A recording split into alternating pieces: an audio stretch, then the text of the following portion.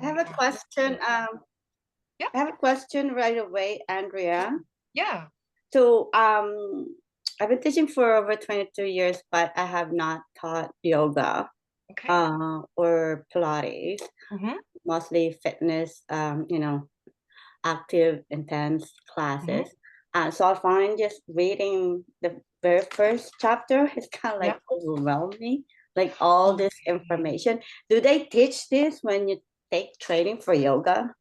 Like, No, so it's a little bit different. Mind body leader is not quite the same as yoga. It's not based on yoga practice. It's based on flexibility for fitness as well as mind body integration. So it is, we could consider it a totally different discipline, even though it uses a lot of the same movements as yoga. And I've taken multiple yoga courses and I've never had them talk about things like the vagus nerve and stuff like that. So this Mhm. is kind of really ramped up in terms of how it affects our system, which is really great. Yeah. So, Uh, can I ask and a quick question? yeah, absolutely. So would this be information that we would use, like if you're doing a cool down, after like a hit program? Hmm. Absolutely, absolutely. Okay. You can use these movements and that's something that is good to clarify that static stretching, stretching and holding for 20 seconds or more is good at the end of a class. Dynamic stretching can be done anytime. But we should never do static stretching at the beginning of class. But this could be mind body leader could be your whole class. You could incorporate these as dynamic movements into the warm up or do the static movements in the cool down. So absolutely, yeah, great. Just a couple of housekeeping items before we get started. I will try to log in 10 minutes early every time we're getting started on Zoom so that you guys will have a chance and I'll have a chance too to overcome any technical difficulties we might have. And as I mentioned in the email, if you have any questions or concerns about any of the materials or anything like that during the course, please feel free to reach out. I hope that you're all able to make it on the in-person day on the 22nd. It's considered a requirement for the course. So if for any reason you're not able to make it, then please do let me know so that we can make other arrangements for your practicum. And other than that, I think we're ready to get started.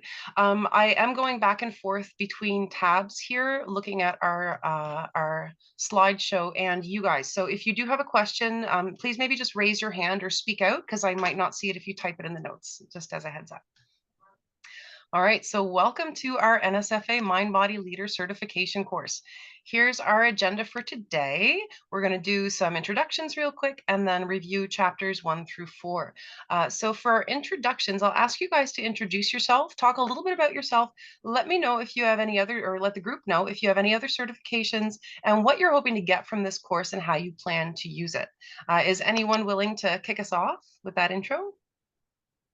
Will I pick somebody? Great. Okay, Bridget, go for it. I'm Bridget McGinnis. I think I know most of you here. I've done work with Mount St. Vincent University, teaching HIT classes, core-based classes. Andrea worked with you for a while. I remember, yes. Yeah, it's so nice to see you again. That's Yeah, great. you as well. Thank you. My certifications are I'm certified in Pilates, certified group fitness, personal training. I'm certified Reiki master up to level 2. Wow. Excuse me, and I feel like there's something else, but I can't remember what. Yeah, so that's me. That's awesome. Thanks, Bridget. Great. And I just moved to PEI, Summerside PEI. I started saying Congratulations. PEI in Nova Scotia, but Yeah. Oh, that's a big deal. Wonderful. yeah, Good for you. I didn't know thank you. you moved. Congratulations. You know what? We were in the midst of it as all this was going on, so we are just out of our last box, but it's a mess here. I got one nice picture up behind me, so it would look good. That's great. Right on. All right. Who would like to go next? Oh, I can go next because I'm off mute. Hi, I'm Jessica. Like Bridget, I think I probably maybe kind of sort of know some people on the call. I've been in the NSFA for a while. Terry had spotted me in a dance class and said, "You're good at counting backwards from 8." And she said I should take a belly fit instructor course. And so I did. And the next thing I knew, I was Wow. involved in the NSFA and teaching group fitness. So That's awesome. I'm a group fitness leader. I taught cardio dance for many years and in a licensed format that did kind of borrow a lot from kind of mind body related modalities.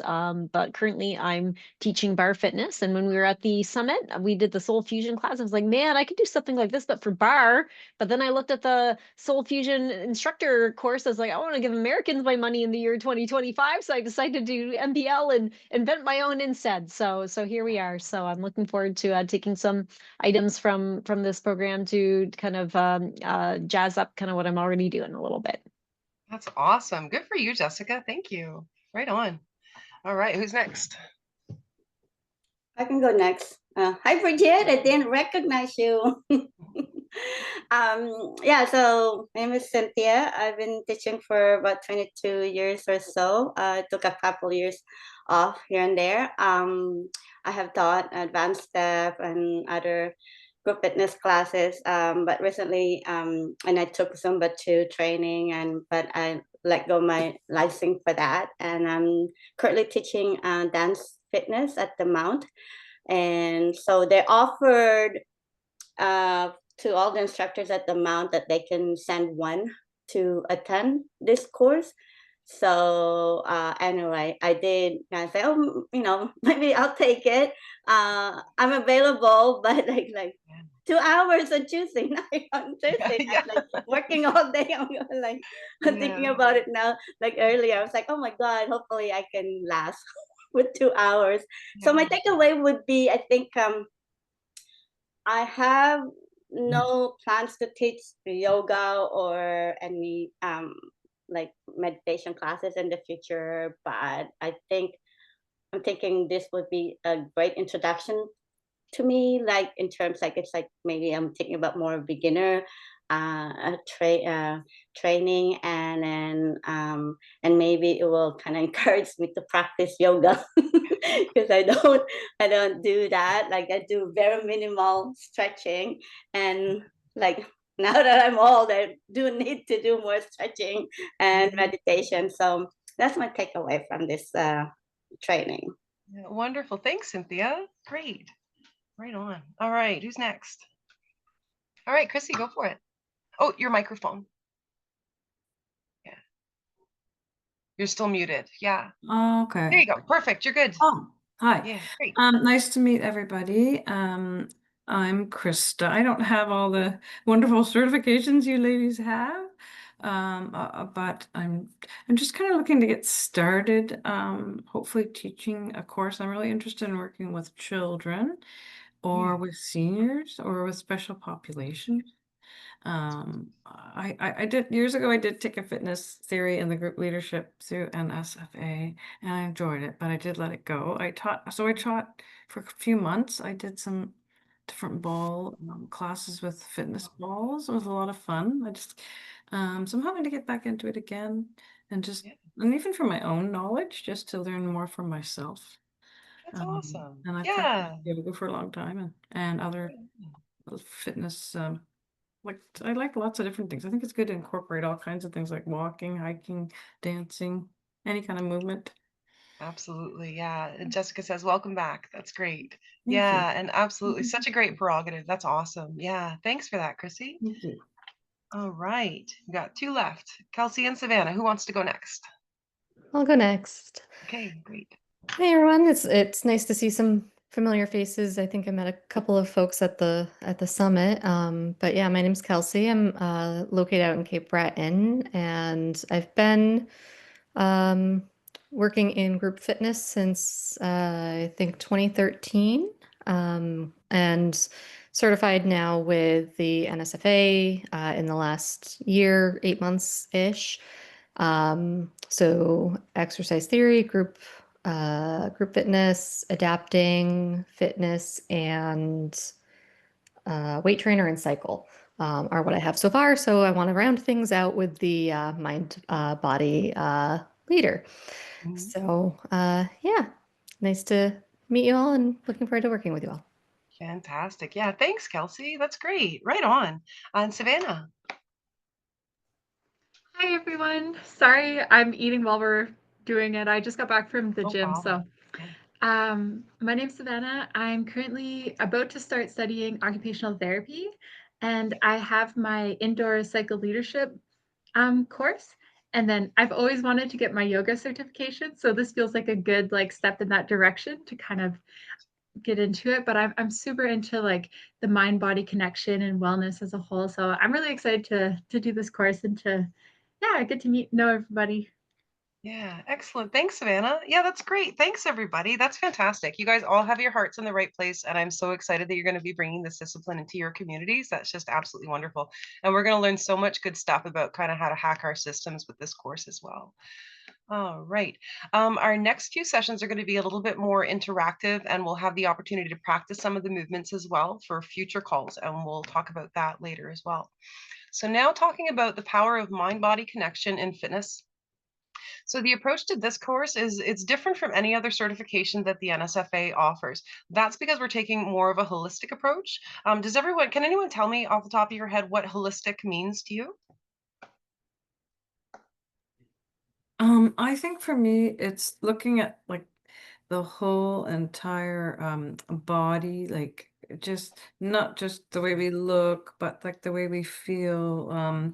Just sort of encompasses like our emotions and our feelings and like just sort of a variety of things rather than just, you know, muscle mass and building strength. Like Yep, absolutely. That's a great explanation of that. Yeah, just addressing the entire body, the entire system, rather than just certain points. Yeah, excellent. And that's what we're going for here. The MBL course is really all about how we can use mind-body modalities to make positive changes in our health and well-being. And it's all backed by science as well, which we always take the scientific approach to these things. So through this text, you're going to see references to some peer-reviewed studies and articles from reputable sources that are going to support the information that we're providing to you.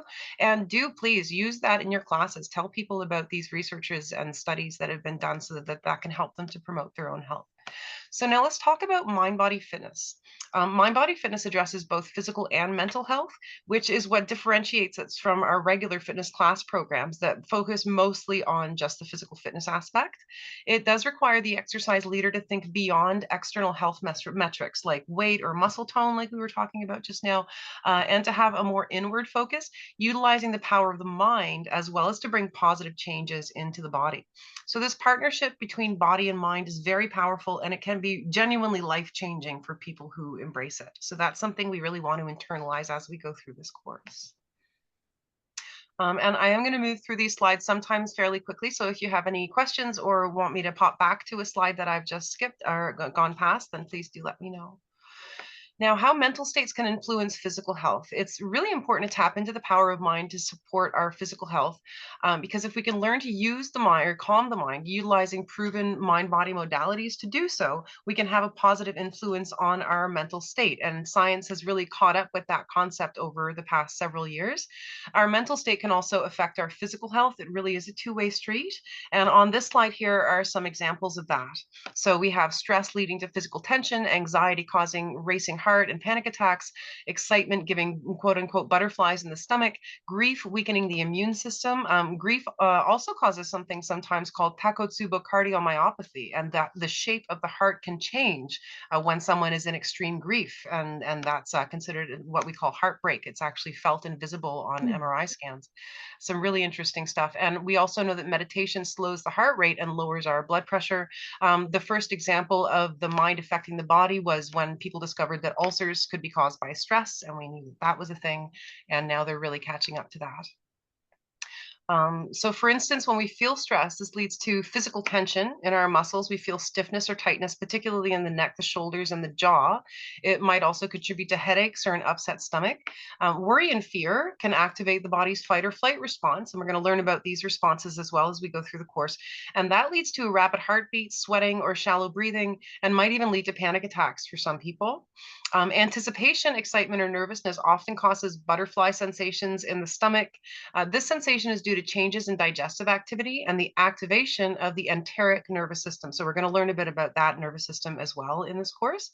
The enteric nervous system helps us to manage the gastrointestinal tract, and we'll talk about that later in this session, this one tonight. Intense emotional stress from grief or loss can suppress our immune system, making the body more susceptible to illness. So it's important to be able to move through those things in a healthy way as well. And our mental state can influence our physical health in a positive way also. So, for example, practicing mindfulness or meditation can help lower blood pressure and heart rate, creating a sense of mental and physical calm. And we will explore other ways to positively influence our mental state to benefit our physical state throughout this course as well. Now, understanding that mind-body leaders are guides. So what does a mind-body leader do in a class? So for example, you'll be designing classes that bring together the mind and the body and guiding participants to tune into their mind-body connection. All of that is going to help them toward a deeper sense of well-being that moves beyond just the physical benefits. So if you have additional knowledge and skills from other certifications and workshops, such as yoga or Pilates that you've taken, you can combine that with the knowledge that you'll learn in this certification to create unique classes that your participants are going to love. For example, a yoga strength class, and you are a guide who helps participants to embrace a more whole body approach to fitness and overall health. So just with that little stipulation, again, Mind Body Leader is not a yoga certification. There are some restrictions as to what we can do that you would be able to do with a yoga certification you can't do with a Mind Body Leader certification. And we'll go over very clearly what that scope of practice looks like. But it's just that understanding that they are considered different disciplines.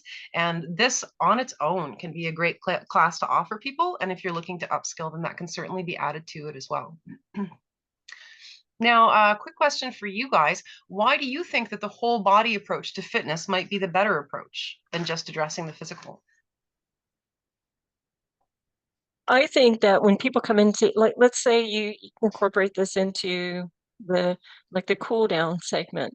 When people come in and they do a really hard workout, it's good to also help them bring them down into more of a relaxed state before you send them home again. Because I do like a long cool down segment with my classes, and I've had people actually say, I come for the fitness, I stay for the relaxation. Yes. And so I think people don't always even know that they need it until they actually experience it. Yes, that's a great answer, Bridget. Thank you so much for that. Good explanation.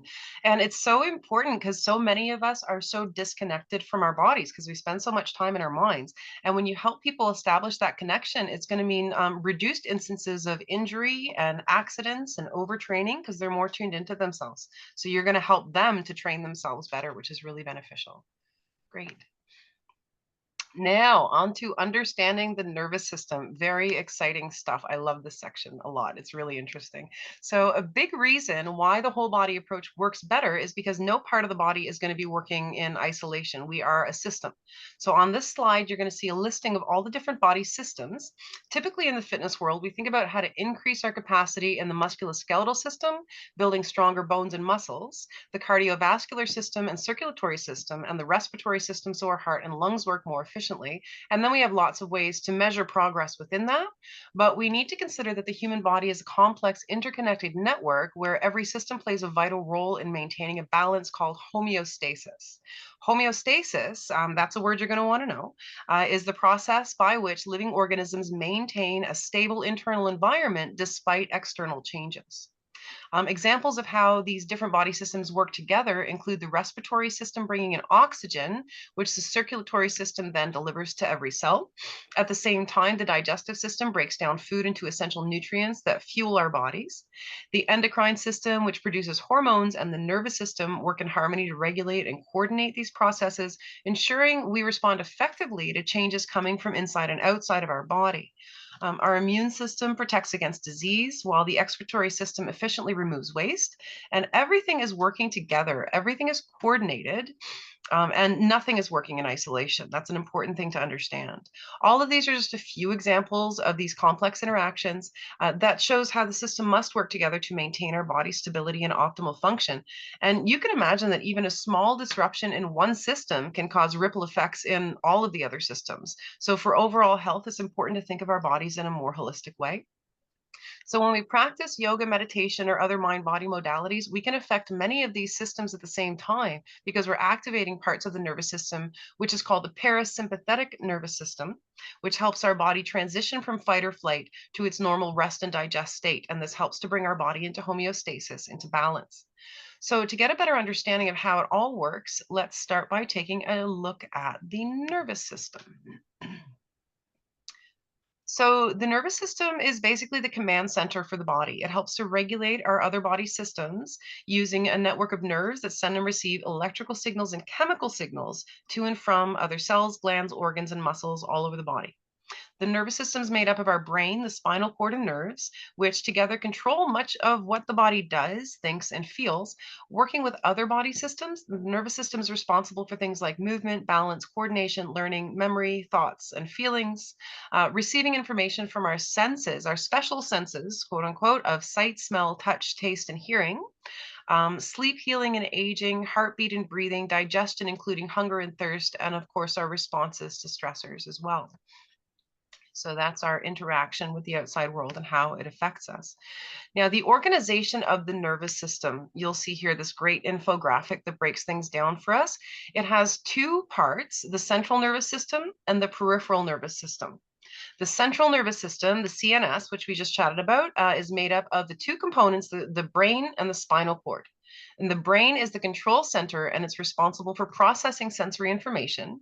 It regulates our bodily functions and enables our thoughts and our memories and our emotions. The spinal cord transmits signals between the brain and the rest of the body, and it also coordinates reflexes.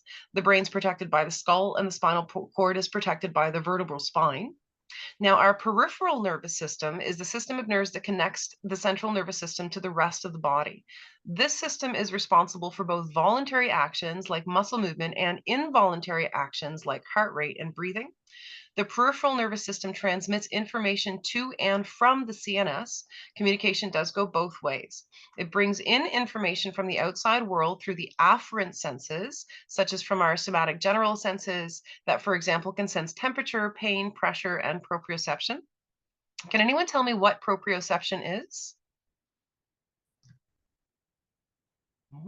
So proprioception, that's a word you're going to want to know. That is our awareness, our sense of our body's position, movement, and orientation in space. That's proprioception. And when we have low proprioception, we can be more accident prone. We might bump into things. We might not have a good awareness of the size or the range of our body, things like that. And when we have very good proprioception, we kind of know where we are in space at all times. Now, the information from our somatic senses, our special senses, comes from nerve endings in our skin, our muscles, and other membranes in the body. The peripheral nervous system also takes information from our special senses. So our five senses, hearing, touch, taste, smell, and what am I missing? And hearing, yes. The brain then processes this information and it sends out instructions through the efferent nerves. That's another one you'll want to know, the efferent nerves, to tell the different parts of the body what to do. Now, there is a constant stream of afferent with an A is incoming, that's incoming information, constant stream of afferent and efferent, which is outgoing information between the CNS, peripheral nervous system, and the body through the nerve impulses. On this slide is the picture that shows a representation of how it all works. A sensation is transmitted to the brain reacts to this incoming information and sends out instructions if a response is warranted. The peripheral nervous system is not protected by bones, and so it's much more susceptible to injury and trauma. The peripheral nervous system itself is divided further into two parts. So these are also things you're going to want to know. It's the somatic and the autonomic nervous system. So somatic and autonomic are the two parts of our peripheral nervous system, and we'll take a look at those on the next slide. Now, our somatic nervous system controls voluntary movement by transmitting signals from the CNS to the skeletal muscles. So this system is responsible for voluntary movement only. The autonomic nervous system, or ANS for short, regulates our involuntary functions such as heart rate, digestion, and respiratory rate.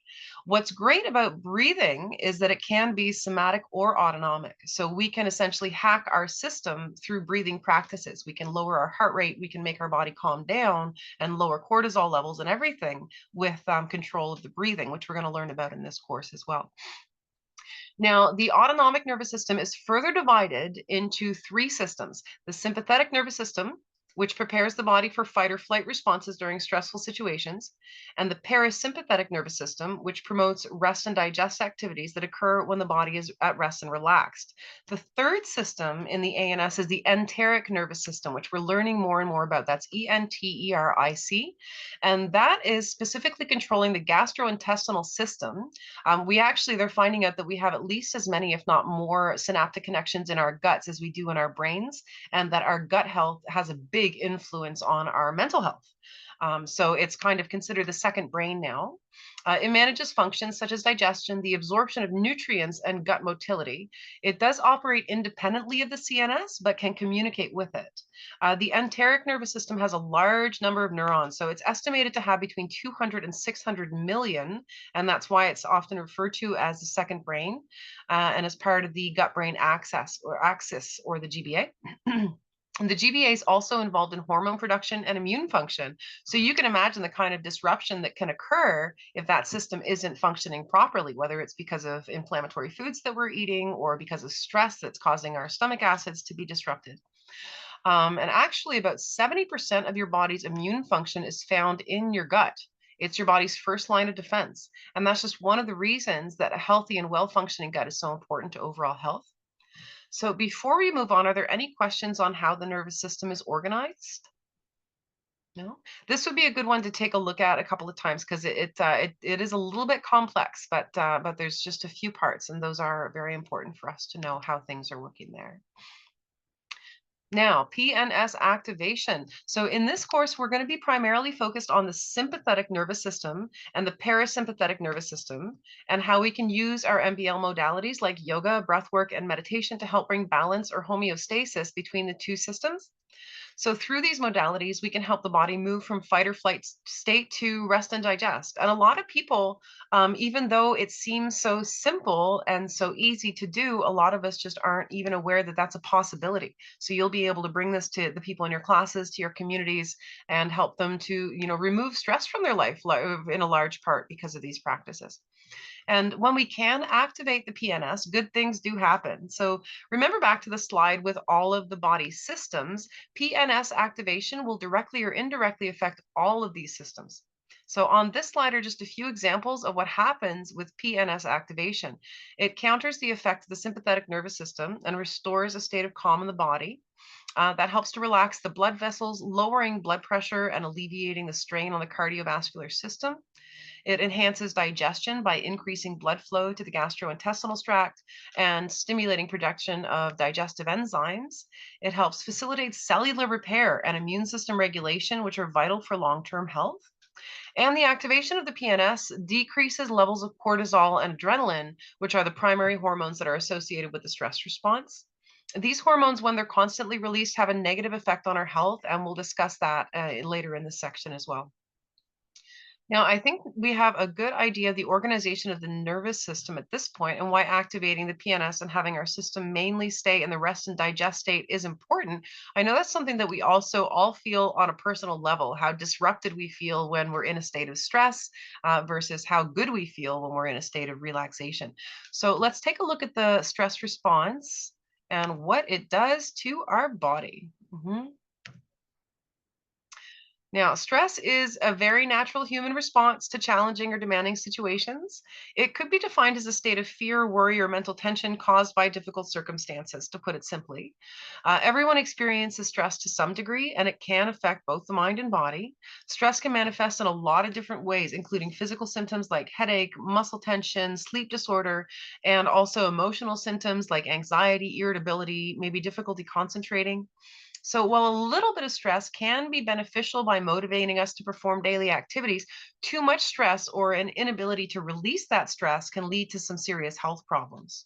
Stress is a significant issue for a lot of Canadians. Does anyone know what percentage of Canadians experience stress in their daily lives, either frequently or fairly often? There's some guesses for you there. 76%? 76. 76%? Yes, you're absolutely right. That is a lot of people. So more than 3/4 of the people we encounter are experiencing stress in their daily lives, either frequently or fairly often. And 22% of Canadian adults reported experiencing a high level of stress regularly. So you can just imagine that their sympathetic nervous system is on constantly, and the repercussions that would have to their health. And it affects our brain on quite a profound level as well. So what are some examples of stressors or causes of stress? Or Work, yes, yeah. absolutely. Even if you love what you do, it can definitely be a stressor for sure. Oh, family. Finances, yeah, Oh. go ahead. Sorry, Bridget. Sorry. I was I going to say find family. I find not Family, enough time. yes. Yeah, did someone say time? Not having Yeah, enough? not enough Yes, time. Yeah, yes, I definitely see that. Yeah. yeah. And someone mentioned finances. Family relations. Relationships, absolutely. Yes, for sure. I think the first thing that comes to mind for me is driving, traffic.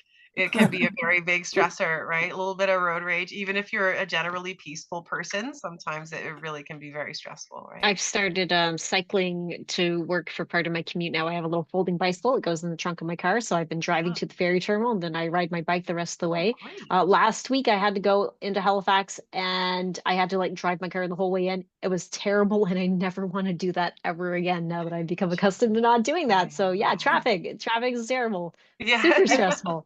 it can I be. find sometimes I feel like like when I was outside and then people irritating me and I was like, oh, I should have just stay home. I know exactly what you mean.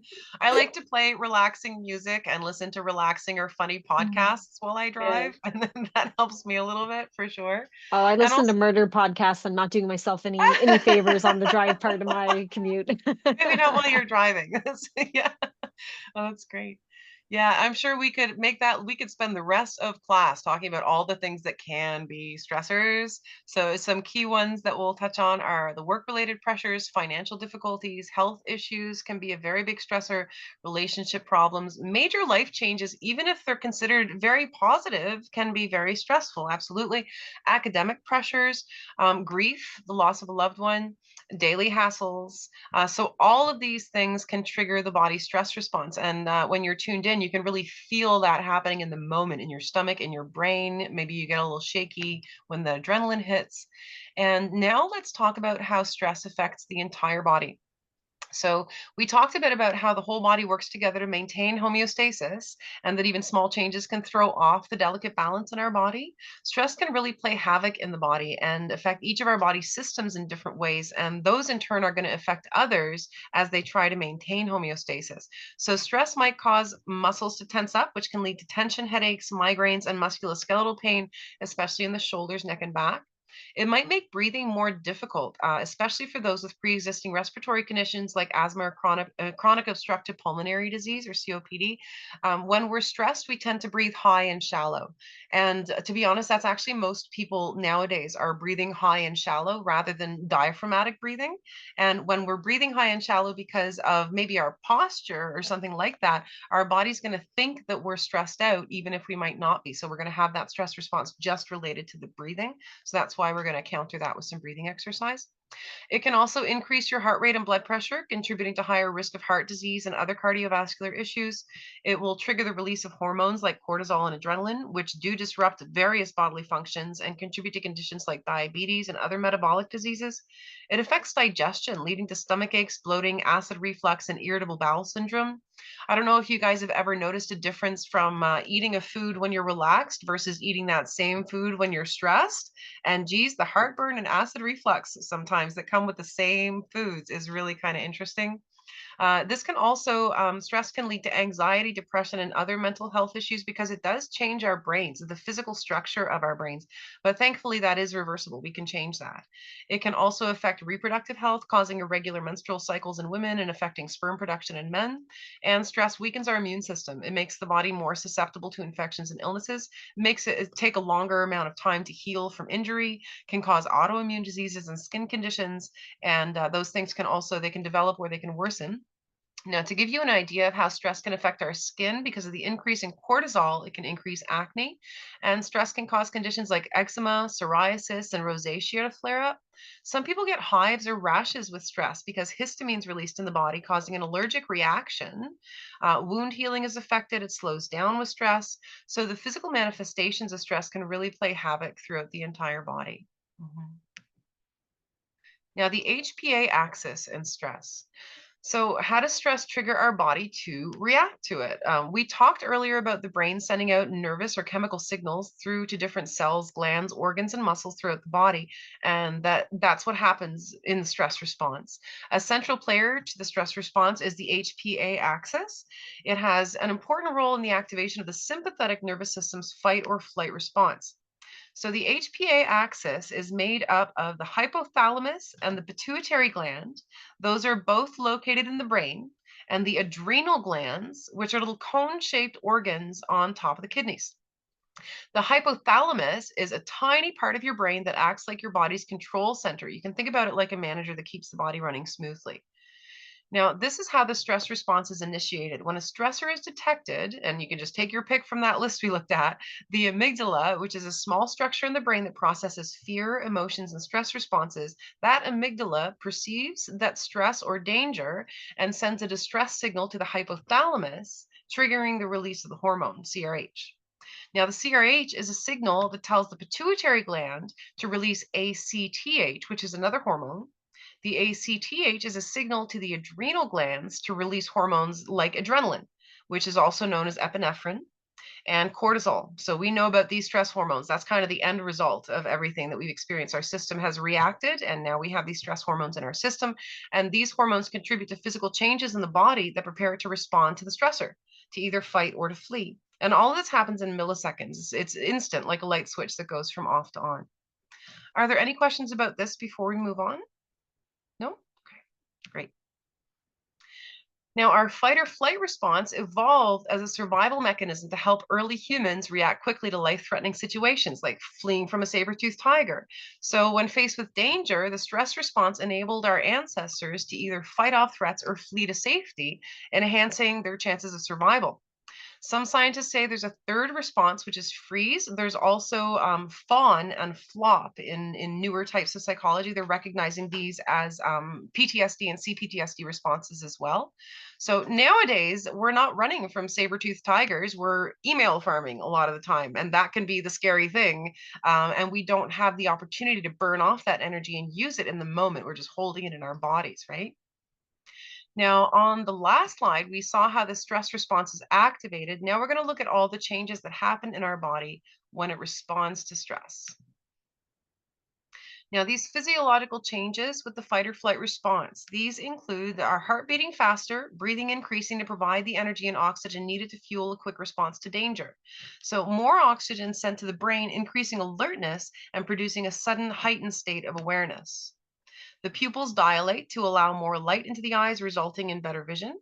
Perspiration increases, skin becomes flushed as blood flow to the muscles, brain, legs, and arms increases. Digestion slows down, it might even stop.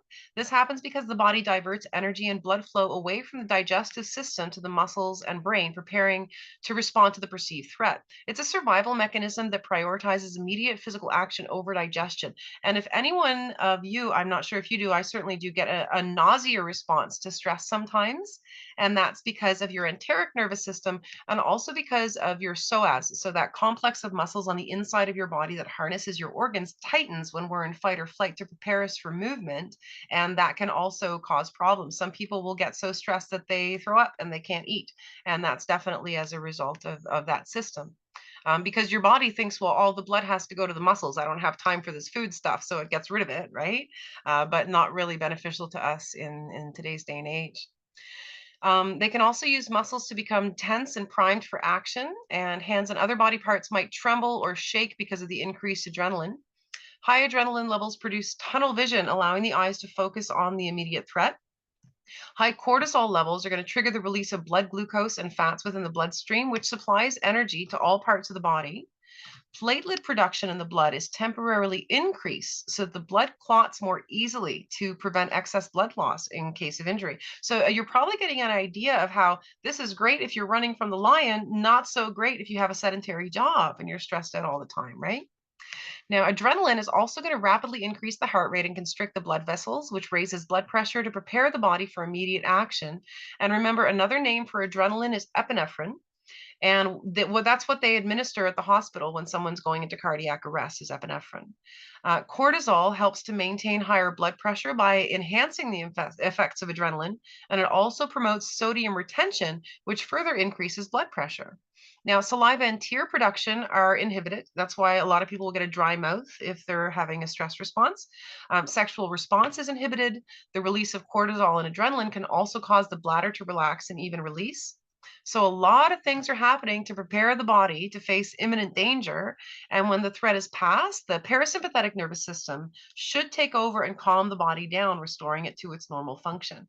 And that's where we have that gap nowadays, is that many people are not aware of how to activate, or that they even should activate their parasympathetic nervous system, and just living in stress. Now, what happens if the PNS isn't activated the way it should be because we're constantly under stress and that stretch response is always in the on position? That means we have chronic stress, and we know that that can cause some really challenging issues for the body. Now, we might not be chased around by a saber-toothed tiger anymore, but we are still inundated with stressful situations, as we've just talked about. So modern life can be exceptionally stressful for a lot of reasons. If we react to the stress and then we return to rest and digest, the system's working the way that it should. But many of us suffer from chronic stress, sometimes without even being aware of it until we're burnt out, because our stress just never goes away completely. So what happens if the sympathetic nervous system is continually activated? Can anyone tell me what happens? Chronic disease, sleepless nights, all sorts of things, aches and pains everywhere, increased response to chronic conditions like COPD and things like that as well. So remember, those systems, the SNS and the PNS, can't be effectively activated at the same time. So you can't be in stress as well as rest at the same time. It's got to be one or the other. So, with continual activation, the stress response physiological changes that were meant as a short term strategy for survival now become activated constantly, and they can have devastating consequences for our health. So remember that the stress response can increase blood pressure and heart rate. So if it's chronic, it increases the risk for heart diseases like heart failure and arrhythmias, and cardiovascular disease like coronary artery disease, which is the narrowing or blockage of the arteries. It can also cause hypertension, just chronic high blood pressure, and strokes as well. Because stress slows or shuts down digestion, the digestive process is disrupted.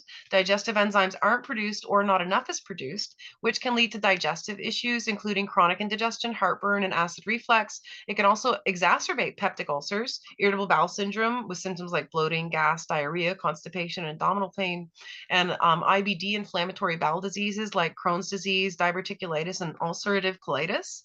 And it can also affect our ability to absorb nutrients. It can make it less efficient that way as well. Elevated cortisol levels can make cells less responsive to insulin. So that leads to insulin resistance and higher blood glucose levels, which increases the risk of developing prediabetes or type 2 diabetes, and is also a contributing factor for obesity and other metabolic conditions. Stress can lead to unhealthy lifestyle habits and weight gain, and those are also risk factors for metabolic syndrome. Metabolic syndrome is a cluster of conditions. It includes things like high blood pressure, high blood glucose, and excess body fat around the waist, which is associated with high cortisol levels, the cortisol being a stress response hormone, and abnormal cholesterol levels. These symptoms are all associated with the stress response. Chronic stress can cause inflammation throughout the entire body, which is also linked to various metabolic disorders. High cortisol also disrupts our circadian rhythm, and that's our sleep-wake cycle. So cortisol is supposed to peak in the morning and wane throughout the day, being at the lowest at night. But if cortisol remains high, it's going to alter sleep patterns, making it harder to fall asleep and stay asleep. And without good quality sleep, we don't get the recovery our bodies need. And then we have an even higher stress response the next day, because we're kind of sometimes even running on empty.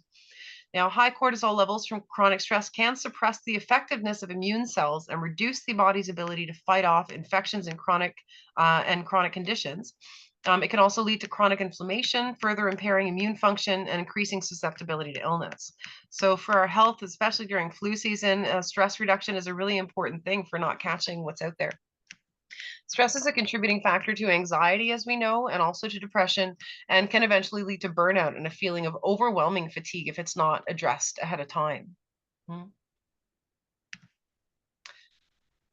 Now, counteracting chronic stress. Who's feeling a little stressed out from those last few slides? Just talking about stress, right? Yeah, it kind of gets our mind on it, and that's all it can take sometimes. So, I think we've all felt the effects of chronic stress at one time or another in our lives. So let's just take a moment to recenter before moving on. Let's do a little bit of proprioception for a breathing exercise. So I'm going to ask you to just find your seat, preferably with your feet nice and flat on the floor. And if you're able to, sit up nice and straight.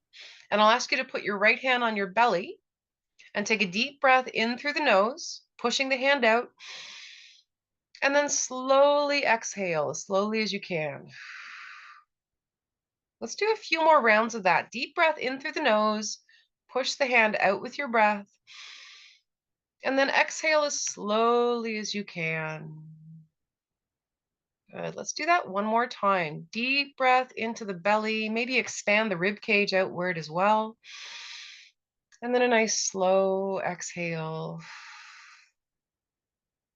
And then returning to normal breathing. Now just take a moment to ask yourself how that feels. Does anyone feel a tiny bit more relaxed after that breathing practice? Yeah, absolutely. And that took less than 15 seconds for us to do. One of the most effective breathing practices you can recommend to somebody is just that lengthened exhalation. So when our exhalation is double the length of our inhalation, it basically tricks our brain and our vagus nerve into thinking that our body's already relaxed. So everything else relaxes and slow your heart rate and everything. It's a very good hack.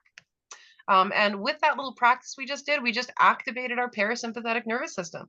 So that's a great thing to tell your clients in your classes when you do these breathing practices. You have just activated your parasympathetic nervous system. You've turned it on, you've hacked your system, and encourage them to do that on their own time in day-to-day life as well. So to counteract the effects of stress on our body, engaging in stress reducing practices like this breathing exercise we just did is really essential for activating the parasympathetic system and allowing the body to heal. Activities such as deep breathing, meditation, regular exercise, maintaining healthy social connections, and prioritizing quality sleep, along with a healthy diet, help to reduce stress, promote recovery, and build resilience, preventing chronic stress from taking a toll on overall health. It's also good to know what kind of activities we get into that seem like they might be relaxing us, but they're not. And the first thing that comes to mind for me is screen time, like scrolling through social media and things like that, where we think, oh, well, I need a break, so I'm just going to look at something kind of frivolous. But there's a lot of bad news out there, and a lot of this stuff is created to activate our stress response so that we pay more attention to it, because that's what our brain naturally does. We pay attention to things that stress us out so that they don't become bigger problems, right? So just take that into consideration of the activities that we do that really help us in the long term versus something in the short term that might work in the moment but cause bigger problems later on. Now, counteracting chronic stress. You, as a mind-body leader, will be able to help participants and clients to activate their PNS system, the rest and digest system, by providing classes and programs that include these modalities. And staying within the scope of practice, mind-body leaders can help to educate participants on the importance of prioritizing quality sleep, maintaining a healthy lifestyle, which includes a healthy diet and regular exercise, as well as work-life balance and maintaining healthy social connections. That's a great thing about group exercise as well, is that we can encourage those healthy social connections.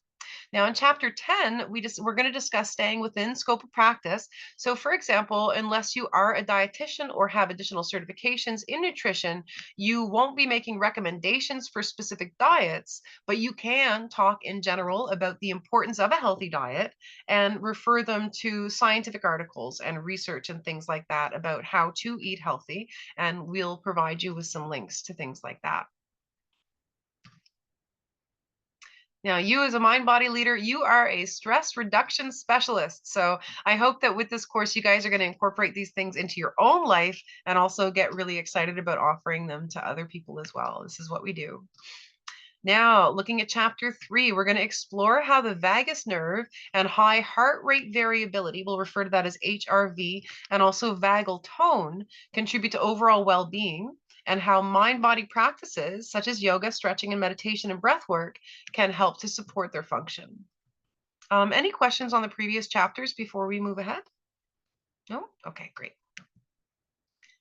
All right, the vagus nerve, such a fascinating part of the body that we're learning more and more about all the time. So we know that the HPA axis activates the sympathetic nervous system, but of the PNS, one way that it can be stimulated is to stimulate the vagus nerve. Okay. Now, the vagus nerve is the longest cranial nerve in the body. It runs from the brainstem to major organs like the heart, lungs, and digestive system.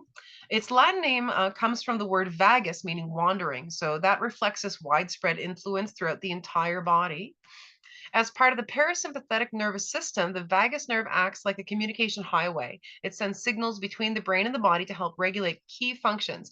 And those key functions include slowing down the heart rate to promote calm, encouraging slow, steady patterns of breathing, enhancing blood flow to the gut and stimulating digestive enzyme production to aid in digestion and nutrient absorption, reducing chronic inflammation throughout the entire immune system. And as well, the vagus nerve can affect areas of the brain that are connected to emotional processing. So it influences mood, stress, and anxiety levels. For example, stimulating the vagus nerve increases activity in the amygdala of the brain. And if we remember, the amygdala was the part of the brain that activated the hypothalamus and started the stress response. But because the amygdala is involved in processing emotions, when the vagus nerve is functioning well, it stimulates the amygdala, promoting a sense of well-being, which might help you feel more relaxed or happy while reducing negative emotions like fear or anger. So in essence, a well-functioning vagus nerve can help signal the amygdala that essentially all is well in the system, contributing to a calmer and more balanced emotional state. And that's exactly what we're doing with this course. We're looking at some of the simplest, most effective ways to stimulate the vagus nerve and return the body to homeostasis. Now, talking about vagus nerve overstimulation. The vagus nerve is responsible for maintaining balance in the body, but persistent overstimulation can disrupt this balance, causing negative effects on various body systems. Dysregulation of the ANS, the autonomic nervous system, might occur where the vagus nerve struggles to regulate the parasympathetic and sympathetic systems properly, which leads to a state of chronic imbalance. Dysregulation and overstimulation of the vagus nerve might be caused by injury or trauma. That's quite common. That can cause physical damage to the nerve or surrounding areas. It could be caused by surgery complications, as certain surgical procedures can inadvertently affect the vagus nerve. It can be caused by infections that affect the nervous system. Gastrointestinal disorders like gastroparesis, delayed gastric emptying, which can cause nausea, vomiting, and abdominal pain, that can disrupt the vagus nerve. Also, autoimmune disorders can cause the body's immune system to attack the vagus nerve. Some medications and drugs can affect vagus nerve function. And chronic stress itself can cause dysregulation as well, as continuous stress can bombard the nervous system. It does create a cycle. Overtraining and excessive exercise can also cause vagal nerve overstimulation. So, for example, doing a lot of high intensity workouts and classes without enough rest and recovery in between. And you might encounter these individuals in your classes or in your trainings, and you might need to have a caring conversation with them about how they're affecting their system in this way, maybe by just working a little bit too hard. Dysregulation of the vagus can result in either an overactive parasympathetic response with symptoms like excessive slowing of the heart rate or very low blood pressure, or a dominant sympathetic response like chronic stress and fight or flight activation. Both of these states are going to cause some mental and physical health issues. So with dysregulation, either the PNS or the SNS system can become dominant, which means the vagus nerve isn't functioning optimally. We would like both of those systems to come into play when they're necessary. We can get an idea of how well the vagus nerve is functioning by measuring vagal tone. That's a term you're going to want to know, vagal tone. Vagal tone refers to how well the vagus nerve controls recovery from the sympathetic state to the parasympathetic state. So essentially, it's how well the vagus nerve is doing its job, is the vagal tone. If there is a high vagal tone, the recovery is what it should be. If there's a low vagal tone, the vagus nerve is not functioning well and the recovery is impaired. So typically, vagus nerve dysregulation equals low vagal tone. It's just not working well. So no matter the cause, chronic vagus nerve overstimulation can lead to dysregulation or low vagal tone, which has effects throughout the body. Low vagal tone can be associated with everything from digestive issues such as gastroparesis, irritable bowel syndrome, bloating and abdominal pain, chronic fatigue, low energy, immune system suppression, so you're more susceptible to infections and illness, take longer to recover from the illness. It can cause cardiovascular symptoms like irregular heartbeats, palpitations, changes in blood pressure. You can experience dizziness and lightheadedness as a result of that. It might cause respiratory problems like shortness of breath. Panic attacks can come with shortness of breath and things like that as well. Wheezing are also symptoms. It can cause mental health symptoms like aggravation and stress. And we talked about the sleep disorder as well. It can aggravate existing physical symptoms like inflammation, neurological symptoms as well, like depression, migraines, and also heightened sensitivities to stressors and less resilience and ability to cope with those stressors. It can even cause things like difficulty swallowing, loss of gag reflex, and hoarseness, wheezing, or loss of voice. And with a low vagal tone, it's important to know that there is lowered heart rate variability. So heart rate variability is a test of vagal tone. When you have high heart rate variability, then your vagal tone is better. So that's actually a sign of good health to have higher heart rate variability, or HRV. Okay. Can anyone define for me what heart rate variability is? Does anybody know? Isn't it the space between beats? Exactly. Yes. Thanks, Bridget. Perfect. It's the variation in time between consecutive heartbeats. Yeah. Excellent. And that you would think, if you weren't aware of this information, you might think that they should be the same every single time, or at least close to the same, but actually the higher variability shows better health. Now, one of the best ways to measure the vagal tone is with our heart rate variability. It is an important indicator of your autonomic nervous system's health and overall well-being. So contrary to what a lot of people believe, as we mentioned, a steady heart rate isn't necessarily ideal.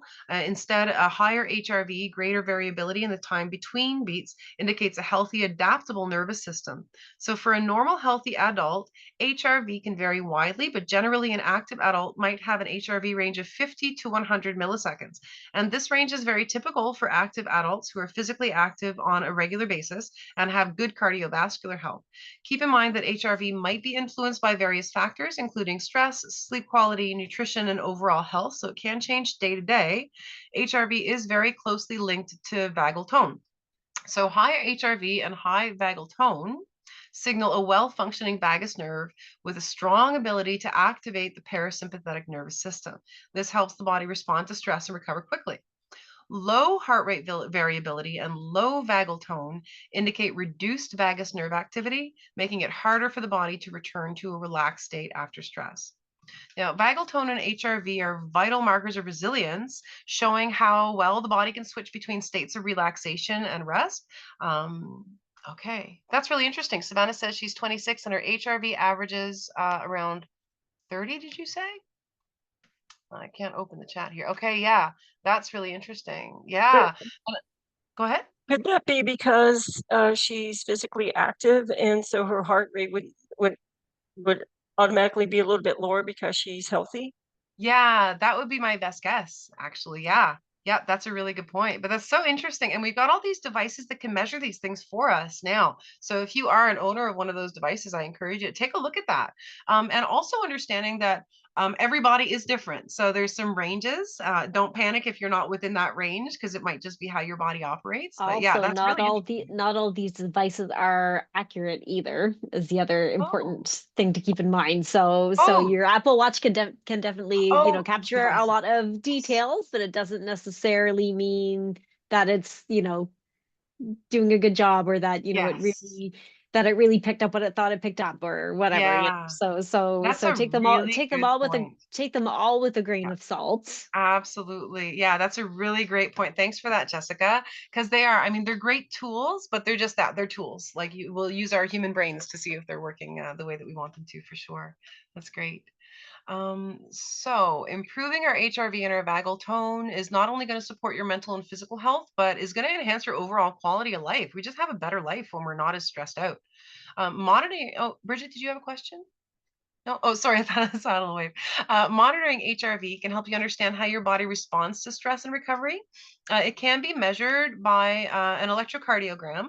That's a test done by your healthcare provider or through the wearable devices with the sensors and specialized software and apps. So we know the importance of high vagal tone and high heart rate variability, and we discussed what can cause dysregulation, but how can we improve HRV and vagal tone? Let's take a look at that on the next slide. Some of you guys might be thinking of things already that I bet you know about. Some of these things I love. Cryotherapy.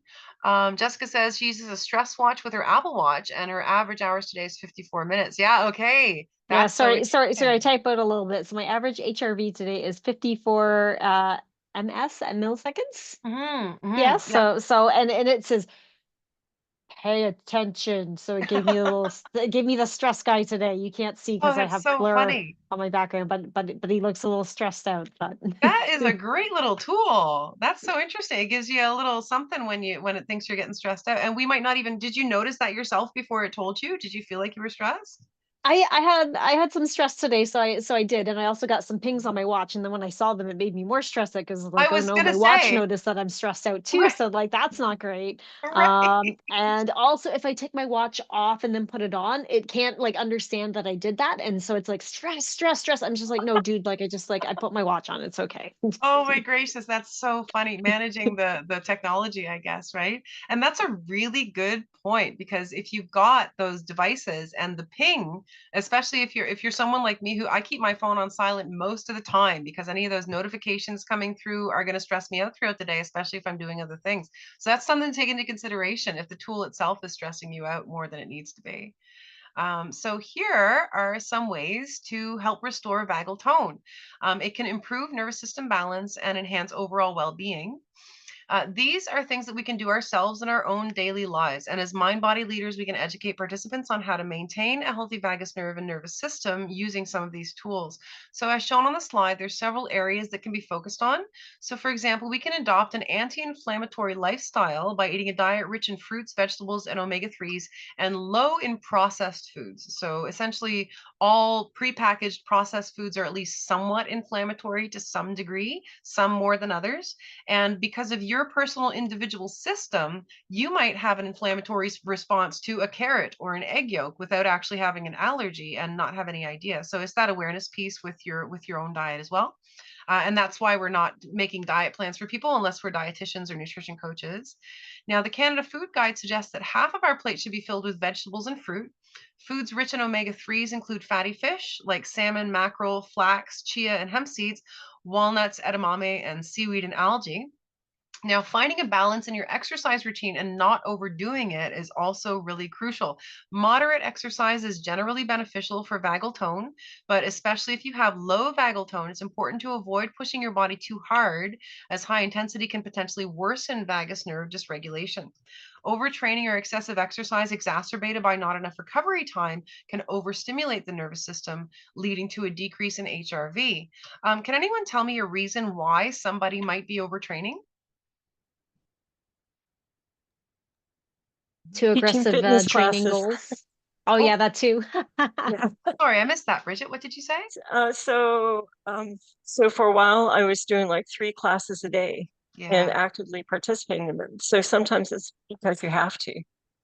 because you have to. Absolutely. Yeah, Yeah. yeah. And Jessica, could you repeat what you said as well? Yeah, it's just like over ambitious fitness goals. Like there have been times in my life where I've like trained for fitness competitions and things like that. And so, Mhm. you're doing a very, very targeted, very specific, Yes. very aggressive training in a very short time period and stuff like that. Yes. Yeah, yeah. If you look at elite athletes and the building community, the bodybuilding community, absolutely. Yeah. And Savannah, you mentioned as a stress management. That is absolutely the thing. And that also comes in with reestablishing and maintaining and developing that mind-body connection. Because if we're using exercise to deal with stress, but the stress isn't really, the exercise isn't enough, and we're just working harder and harder, then we're compromising the body in the process. So yeah, that's really important to understand. And we don't want to take that away from people. We don't want to take away exercise as their stress management tool, but maybe help them to refine it so that they're able to do it in ways that are healthy for them. Now, cold water immersion. This is one of my favorite things is cryotherapy. It's become more and more popular recently in the Western world, but it's been practiced for centuries in Europe and Asia. Receptors in the skin sense the cold, sending a signal to the brain, and that triggers the diving reflex, which slows the heart rate to help conserve oxygen and redirects blood flow to vital organs. You can activate your diving reflex just by splashing your face with cold water. That can help you to breathe more slowly and just activate that immediately. Our diving reflex helps our body to maintain a calm state, and that's why you might feel a sense of relaxation and calmness during and after cold water immersion. It's also it triggered when the face is submerged, when the entire body is submerged in water. And yeah, that's a great thing to do for yourself. Even splash your face with cold water or finish your hot shower with cold for 10 to 30 seconds at the very end can be really good for the body. Might be contraindicated for people with heart problems. So if someone has experienced a cardiac episode, you're not going to encourage them to go polar dipping.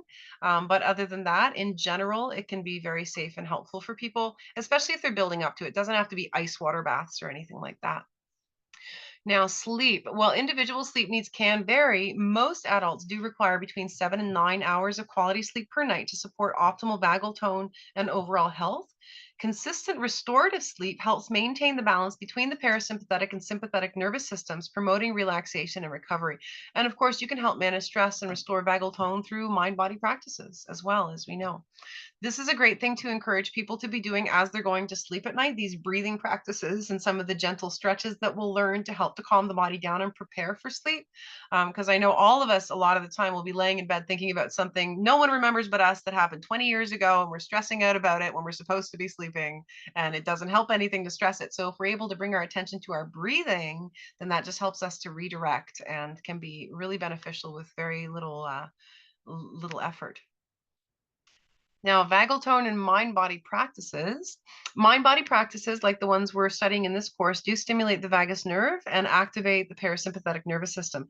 Yoga is considered one of the most effective ways to enhance vagal tone. That's not only because of the stretching. So yoga literally means to yoke. It means to bring together, and it refers to the body, mind, and spirit. And we do that. Yoga is primarily a breathing practice. And then beyond that, we have a movement practice, and that brings us into our bodies. And that's really how it helps. It's not just getting a stretch, not that alone, which can help to calm the body a bit, but isn't anywhere near as effective if you don't combine it with the other practices. Now, regular yoga practice has been shown to increase HRV, and one study showed that HRV improved with just one single 30-minute session. So what we know is that yoga lowers cortisol levels and reduces overall stress. When practicing yoga, the focus on alignment and breathing deepens the connection between body and mind, promoting relaxation. The great thing is that your brain is not actually capable of thinking of more than one thing at the same time. So we can go back and forth between thoughts really quickly and think that we're doing that, but your brain can't actually think of more than one thing at one time. So if you're focusing on the positions and your breathing, then it doesn't have an opportunity to focus on the things that stress you out.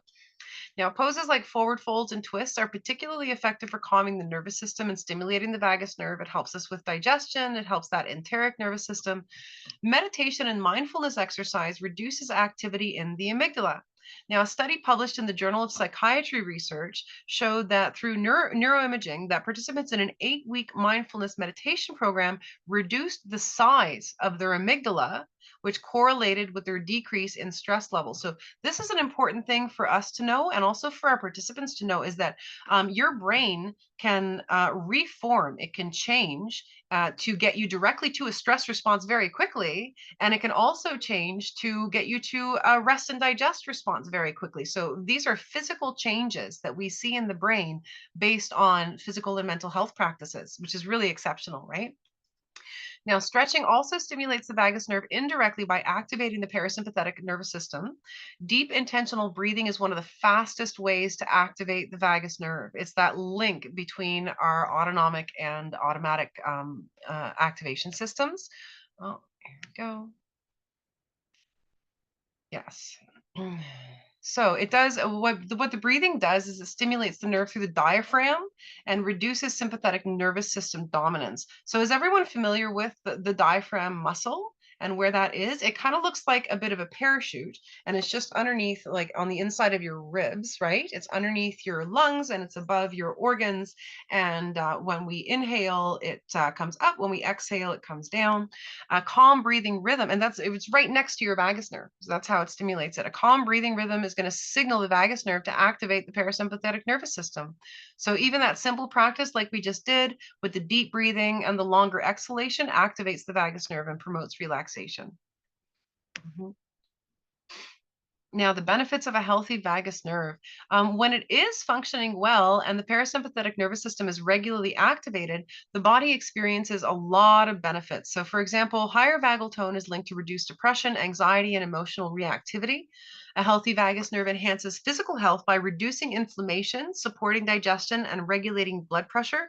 There's a lot of science that's pointing toward the fact that inflammation is at the root of so many of our health problems, right? So if we can reduce inflammation, we can improve our overall health.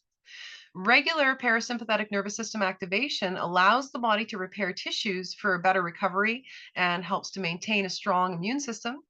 High HRV and good vagal tone increase our resilience and improve our ability to adapt to life's challenges, both physically and emotionally. So in order to strengthen our vagus nerve, what can we do to reap the benefits of this system? What's the one thing? Can anyone tell me what we talked about, the easiest way to hack your vagus nerve? Deep breathing. Breathing. Exactly. Yep. Oh, Focus I on thought you breathing. said yoga. I thought you said it was yoga. Yoga is one way. Absolutely, it is. Yes. Yeah. I Yoga said is breathing. absolutely one way. But the easiest way in the Easiest way is moment breathing. is check your breathing. Yeah. Mhm. Yeah, and we incorporate that into our mind body leader classes and our yoga classes as well. And it's targeted breathing, specifically slow breathing, aiming for about 6 to 8 breaths per minute with longer exhalations. And then also, yeah, incorporating yoga or stretching every day has a number of benefits. The gentle poses and stretches help relax the body and stimulate the vagus nerve as well as increasing flexibility. And daily meditation and mindfulness, even for 5 to 10 minutes at a time, I'll go so far as to say even for 30 seconds to a minute at a time. There's lots of mindfulness practices you can do that only take seconds. That breathing practice we did was an example of that, okay? And those can have really profound effects, especially if you do them multiple times throughout the day. Also, splashing your face with cold water or ending a shower with cold water can help to activate the vagus nerve. Something else you can do really interesting is sing, hum, or gargle. And they're learning a lot about the effects of humming on our system. And it's really interesting because those of you who maybe are invested in yoga practices might have been to classes where you chant Om at the end of a class. And that in yoga is said to be the sound that the universe made when it first came into existence. Gargling, yes, right? But humming actually activates the vagus nerve. And now they're starting to guide people who have extreme stress responses from things like PTSD and CPTSD to do humming activities because of the effect that it has on our system. So these people who chanted Om for thousands of years were really onto something. It wasn't just a spiritual practice. They were really hacking their systems at the same time.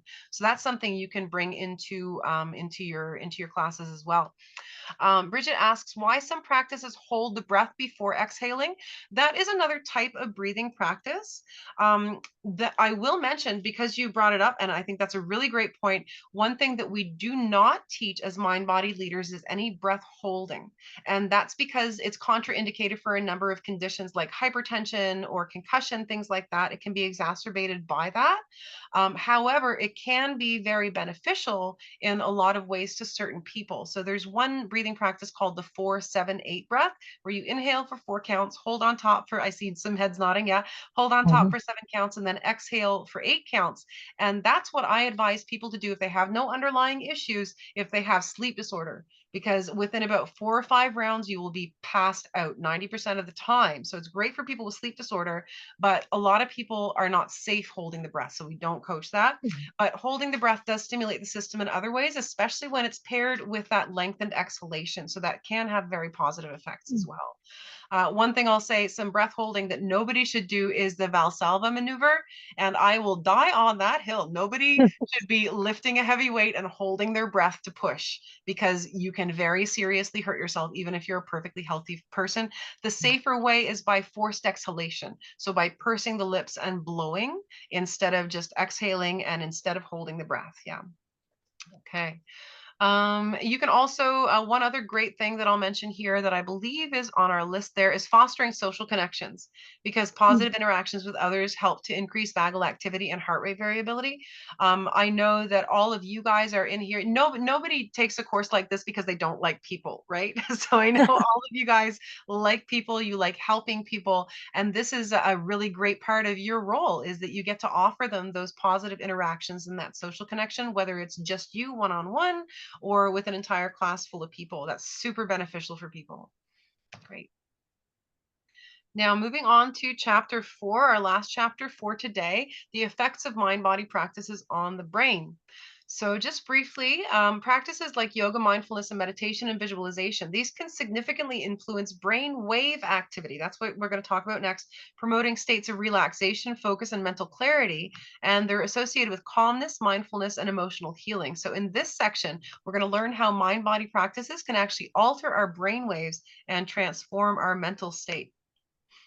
Now, first, let's talk about what brain waves are. Our brain operates using electrical impulses that create different patterns of activity called brain waves. They vary in frequency and amplitude. The frequency refers to the number of waves that occur per second. So that's what you're going to want to know. Frequency is number of waves per second. That's measured in hertz. The abbreviation is Hz. It indicates how fast the brain waves are oscillating. So for example, delta waves have a low frequency. It might be 0.5 to 4 hertz, while beta waves have a higher frequency, that's 13 to 30 hertz. And then amplitude is the next measurement we have. That's the height or the strength of the brain waves. That indicates the power or intensity of the signal. Higher amplitude means stronger brainwave activity, while lower amplitude means weaker activity. Now, the picture on the slide shows a frequency of 2 waves in 1 second period. So the frequency would be 2 hertz. Does that make sense to everybody? Yeah? Yeah. I'll trust you guys to just stop me if you have any questions, for sure. All right, now brainwaves are categorized into different types based on their frequency ranges. Each range is associated with a different state of mind and activities. So you'll notice when these brainwaves are measured, what state you're in, you're going to feel this in your mind and in your body. So gamma waves, which are measured at 30 hertz and above, are the fastest brainwaves. They're involved in high-level information processing and learning, memory, and peak cognitive functioning, like during moments of insight, light bulb moments, or intense mental activity.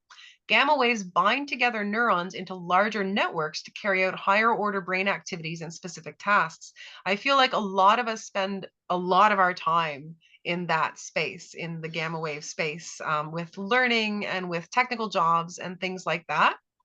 Now, beta waves are high frequency waves measuring between 13 to 30 hertz that are associated with active thinking, problem solving, and focus. They're dominant when you're awake and engaged in mental activities. Now, high beta levels can sometimes contribute to an increase in stress and anxiety.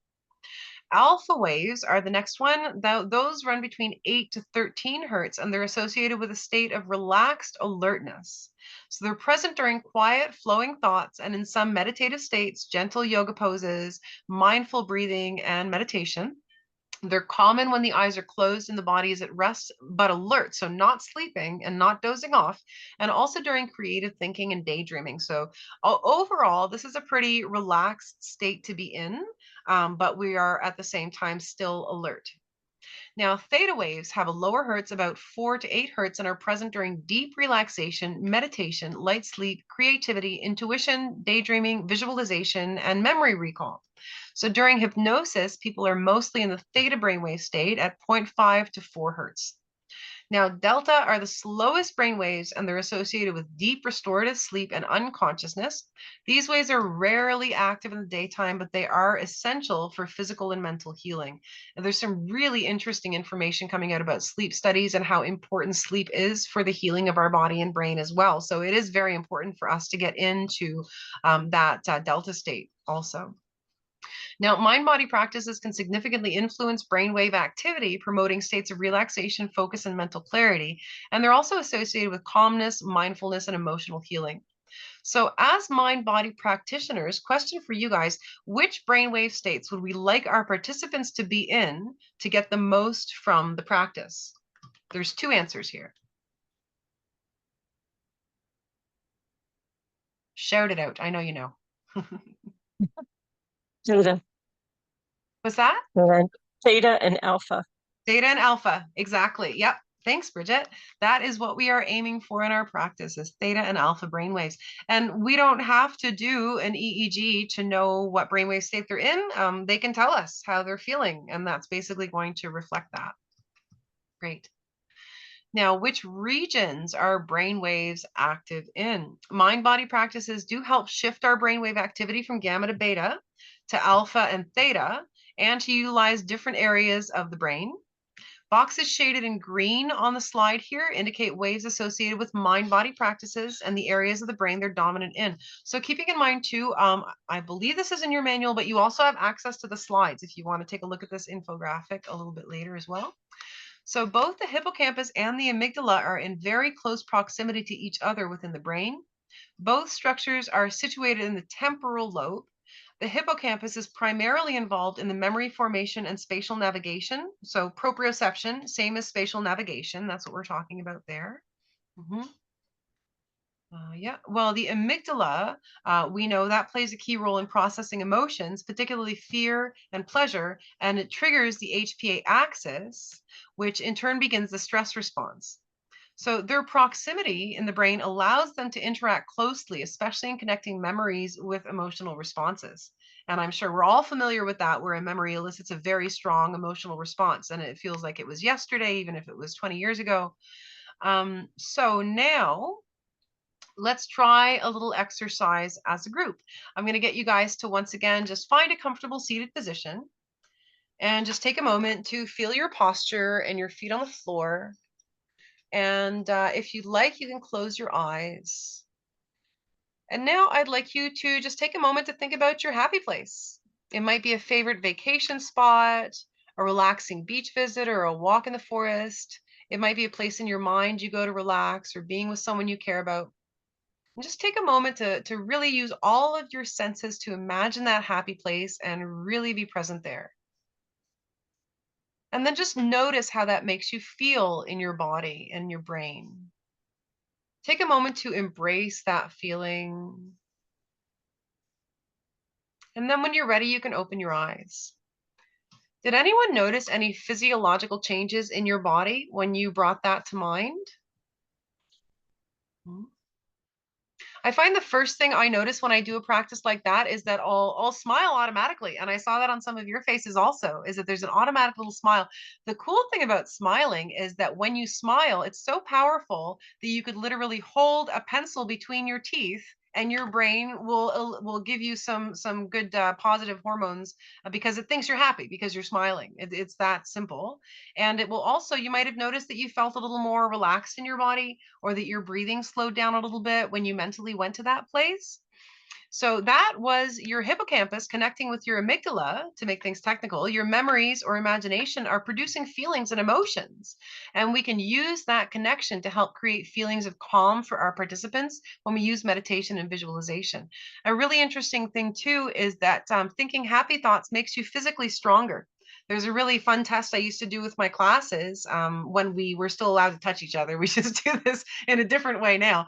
But you'd have one person hold their arms out with their eyes closed, and the other person would push down on their arms. And first you have the person think of something that makes them really happy, and then something that makes them really unhappy, and then finish with a happy thought again, because you don't want to leave them with an unhappy thought. But it is absolutely amazing how much harder it is to push down those arms when someone's thinking a happy thought. And I encourage you guys to try that next time you're on a treadmill for just a second. Think about something that makes you unhappy and notice how you immediately want to stop. You get fatigued, right? So it's really interesting. Oh yeah, that's great. That was a great comment that you mentioned there just now. And I'm trying to see it. My screen's not working for me. but talking about postpartum, and I think you said how emotions are a lot more intense now. Yeah, feelings are more intense. Jessica, thanks for that. And even happiness. So you could have cried for that exercise. I totally feel that. I absolutely get what you mean. And also, if you've experienced things like PTSD, CPTSD, when your body is able to feel really good for a moment, that can elicit a really strong emotional response. Absolutely. And I've had that happen myself, especially getting back to exercise, being able to do some cardio again after some injuries and stuff like that makes me want to bawl, right? Which is great. So it's happy tears, of course. But that's also a signal for us that maybe we should do these practices more, right? So that we can just embrace them. Yeah, that's great. Thanks for that. Awesome. And now 2 more brain waves. We're actually going to come to a close pretty soon here, just a few more slides. So calming the brain's response to stress. When you experience stress, your brain activity does shift, increasing the dominance of beta waves, which can put you in a heightened state of alertness as part of the fight or flight response. Chronic stress does lead to prolonged periods of high beta wave activity. So we talked about what that chronic stress is doing in our body to the chemical reactions, the nerve reactions, and now in our brain, it's causing high beta wave activity. And that contributes to anxiety, restlessness, and difficulty concentrating. To counteract the effects of stress and promote relaxation, it's really beneficial to increase the presence of alpha and theta waves, which we're learning to do in this course. So alpha waves, to elaborate on that a bit, they reduce stress and promote relaxation and a sense of mental clarity. They're commonly activated during mindfulness or breathing exercises, helping to quiet the mental chatter, allowing for greater focus and present moment awareness. So starting the practice session with mindfulness or meditation or breathing exercises can help participants transition from beta waves to alpha waves at the beginning of class and become more present and ready for the session. Alpha waves are also associated with restorative poses like child's pose or shavasana, which we'll cover in chapter 5. And while practicing breath focus techniques such as diaphragmatic breathing, which we practice today with that proprioceptive action with the hand on the belly, or equal breathing, which we'll cover in chapter 6.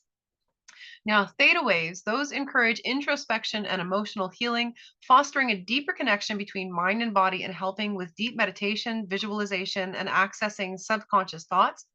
They're linked to the activation of the parasympathetic nervous system, helping to lower heart rate and cortisol levels, and are associated with yoga poses like seated forward fold or reclining butterfly, and meditative practices combined with deep breathing. Theta waves are also associated with spiritual exploration. Now, mind body leaders can help participants transition from beta wave activity to alpha and even theta through the use of these techniques like mindfulness meditation, loving kindness meditation, deep breathing exercises, which can help shift the brain from beta to alpha. We can also play calming music or nature sounds during the session to enhance alpha wave activity and create a peaceful mental state.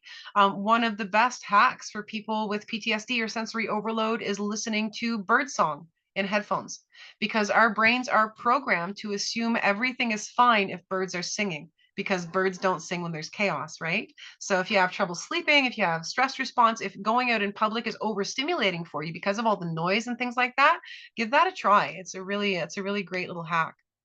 Now, you can use progressive muscle relaxation techniques as well. We're going to try that in class at some point too.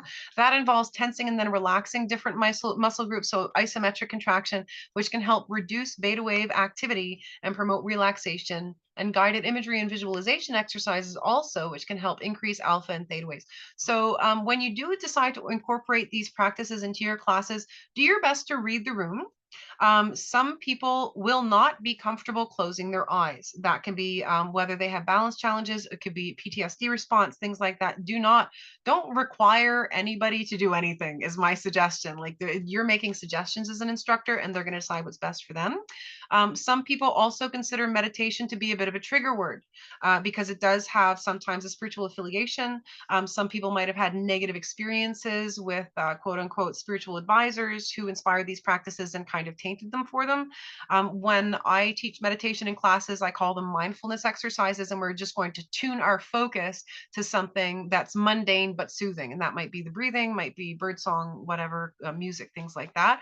So just keep that in mind. If you know your class super well and they really want a 20-minute guided visualization practice at the end of your session, then by all means do that for sure. All right. Now that is the end of our slide deck for this week. I'm going to tell you what we're doing on Thursday. Before we move on, are there any questions? No? Okay.